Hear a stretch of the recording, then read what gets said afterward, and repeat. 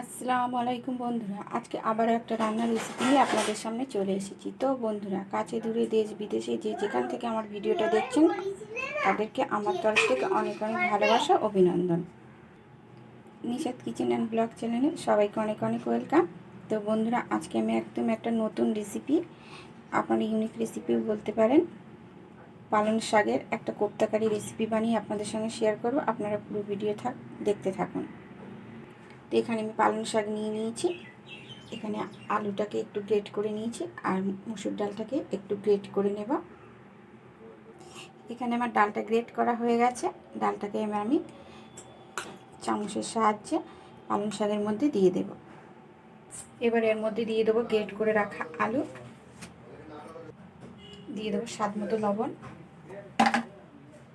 দিয়ে দেবো হলুদ গুঁড়ো, কালারের জন্য দিয়ে দেবো একটু কাশ্মীরি লঙ্কার গুঁড়ো। সব কিছু এবার একসঙ্গে খুব ভালো করে মিশিয়ে নেব। সব কিছু আমার খুব ভালো করে মাখা হয়ে গেছে।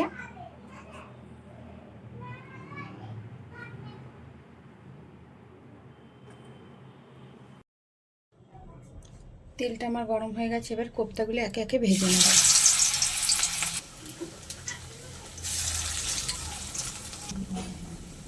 এবার আমি আস্তে আস্তে একটা একটা করে উল্টে দেব।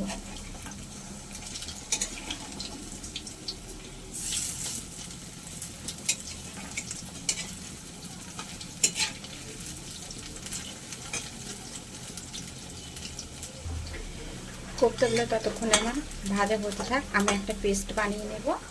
টমেটো, কাঁচা লঙ্কা, শুকনো লঙ্কা, ধনেপাতা আর পেঁয়াজ একসঙ্গে একটু গ্রেট করে নেব।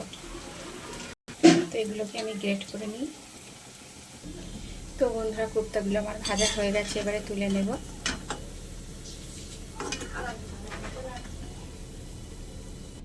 বাকি কোপ্তাগুলোও আমি একই রকমভাবে ভেজে নেব।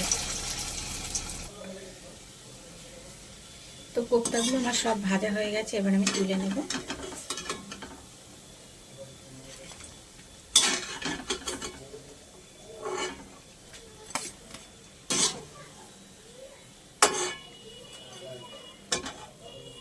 এবার আমি ওই তেলের মধ্যে ফোড়নে দিয়ে দেবো শুকনো লঙ্কা,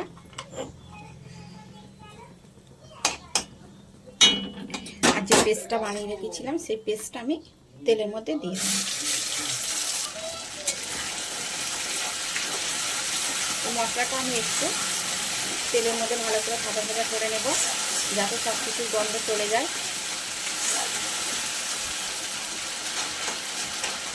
মশলাটা ভালো করে না কষলে আর ভালো করে ভাজা ভাজা না করলে কাঁচা কাঁচা ভাবের একটা গন্ধ থাকবে। এটাকে আমি ভালো করে ভাজা ভাজা করে নেব।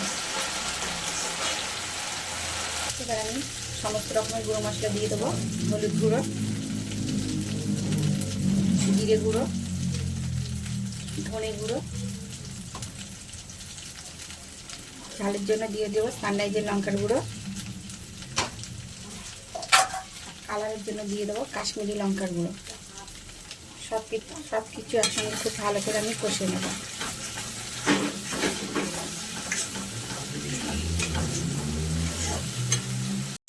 অল্প একটু জল দেবো, দিয়ে মশলাটা কষে নেব।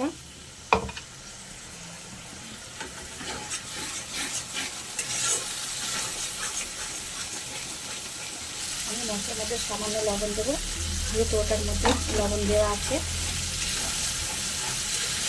মশলা আমার খুব ভালো করে কষানো হয়ে গেছে, মশলা থেকে তেলও ছেড়ে দিয়েছে। এবার আমি দিয়ে দেবো পরিমাণ মতো জল।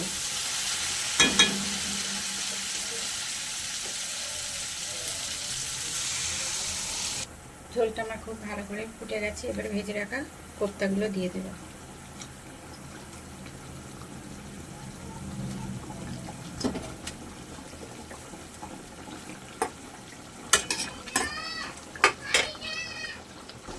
নামানোর আগে দিয়ে দেবো সানরাইজের শাহী গরম মশলা গুঁড়ো,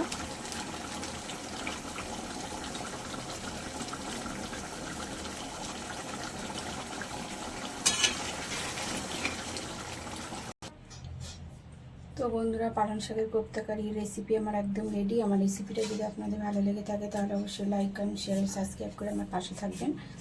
আজকের মতন আল্লাহ হাফেজ।